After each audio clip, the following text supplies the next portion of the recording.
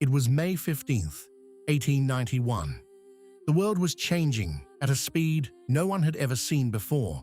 Factories devoured men, children worked 12-hour days, socialist movements promised heaven on earth. And at that moment, a 76-year-old pope sat down at his desk and wrote.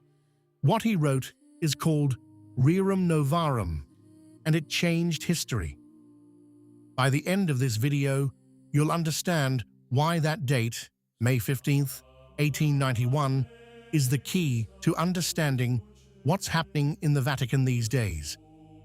And because the answer could be the most uncomfortable of the entire pontificate of Leo XIV. Let's reconstruct the sequence. Leo XIII became Pope in 1878, at the age of 68, when the men of that generation already considered themselves old. The world into which he ascended the throne of Peter was unrecognizable from that of his predecessors. Manchester produces more cotton in a day than all of England did in a year half a century earlier. 6-year-old children work in the mines. English and German cities are filling up with neighborhoods where people live in conditions that not even the slaves of antiquity had known. Leo XIII looks at this world and does something that his critics consider an intrusion and his admirers a silent revolution. He writes. He wrote 300 years after the Council of Trent, 32 years before the radio transmitted the first human voice, 66 years before Sputnik orbited the Earth. Rerum Novarum says 3 fundamental things that no one wanted to hear at the time. First, workers have inalienable rights that no boss can take away. Second, socialism is not the answer because it denies private property and destroys the family. Third, the Church stands between unbridled capitalism and Marxist revolution and offers a third way, human dignity founded on the gospel. This document became the starting point for the Church's social doctrine. This document transformed Leo XIII into one of the most cited popes in modern history. And that document was signed on May 15, 1891. Exactly that date, exactly that day. The real story begins here. On May 15, 2026, exactly 135 years after Rerum Novarum, at almost the same time, another Leo signed a document. He's not called the Pope of Factories, he's called the Pope of Artificial Intelligence. The document is called Magnifica Humanitas, and it talks about safeguarding the human person in the age of artificial intelligence. Leo XIV is the first American pope in the history of the Church. He was a mathematician before becoming a priest. And Time magazine included him in 2025 among the 100 most influential people in the world in the field of artificial intelligence. And on May 25th, at the presentation of his first encyclical, on stage with Cardinals Fernandez, Czerny, and Parolin will be Christopher Olah, co-founder of Anthropic, one of the most advanced and controversial artificial intelligence companies on the planet. Pay attention to this detail. Olah's presence isn't a matter of protocol. Anthropic is the company that the Pentagon, the US Department of Defense, has classified as a risk to the military supply chain.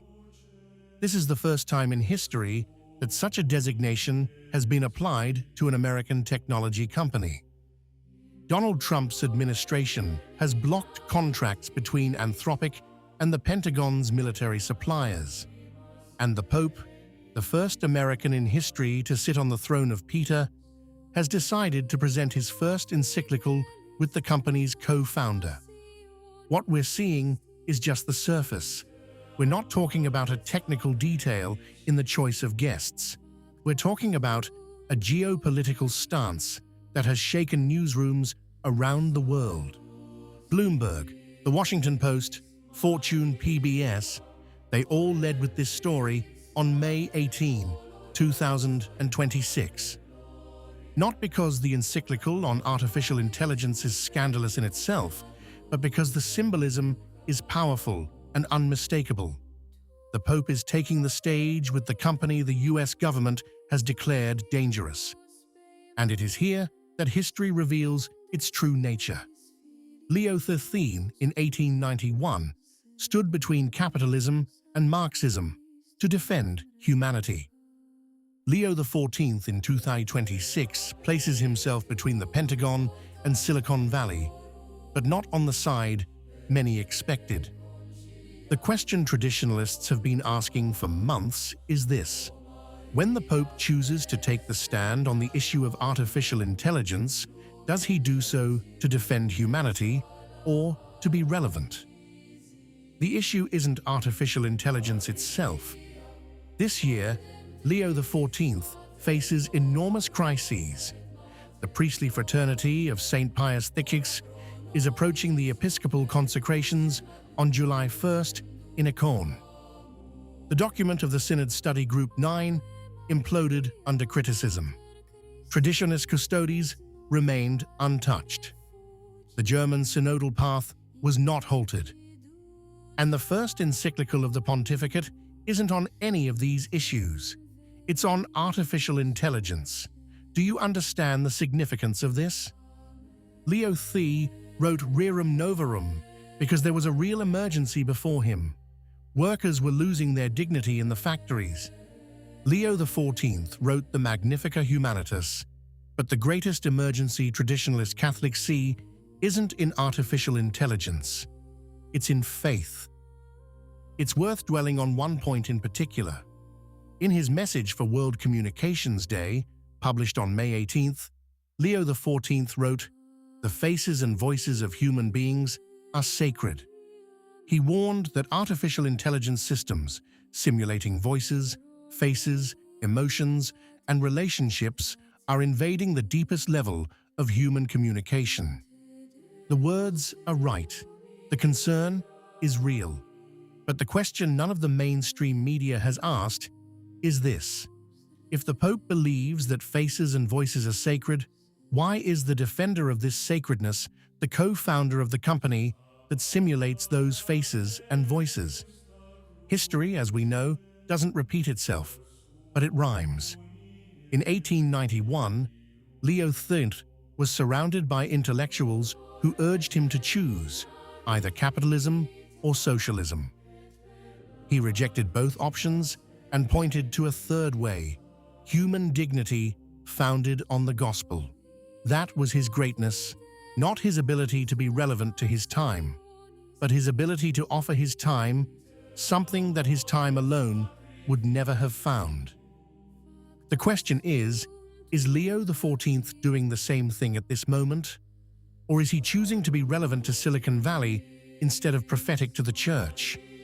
The answer won't come on May 25th, when Magnifica Humanitas is published. The answer will come in the months that follow. Perhaps it too will change history.